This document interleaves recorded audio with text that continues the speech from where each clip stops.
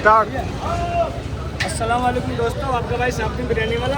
तो भाई मैं आपको एक बिरयानी की झलक दिखाना चाहता हूँ। पहले बिरयानी की झलक देके बाद में बताऊँगा आप लोगों को। दिखा झलक बिरयानी की। तो दोस्तों बिरयानी की झलक तो आपने देख ली। आपको मैं एक चीज़ और दिखाना चाहता हूँ। हर जगह बिरयानी बिकती है और हर जगह बिरयानी मिलती है। सिर्फ लाइन लग के कहीं नहीं बिकती। लाइन लग के बिरयानी बिकती है साबुद्दीन भाई की दुकान पर। मैं आपको दिखाता हूँ बिरयानी लाइन लग के कैसे बिक रही है।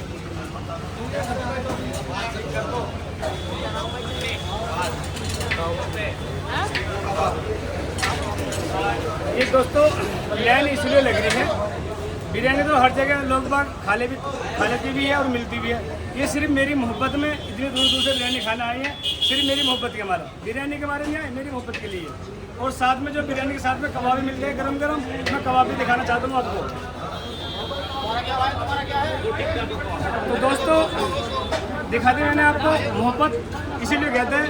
बिरयानी बेचने का कोई मकसद नहीं है, सिर्फ प्यार और दिल जीतने का मकसद है। सिर्फ लोगों को मैंने दिल इतना जीत रखा कि इंशाल्लाह जीतता रहूँगा और जीतता रहूँगा। जरूर जीतूँ सभी लोगों का दिल।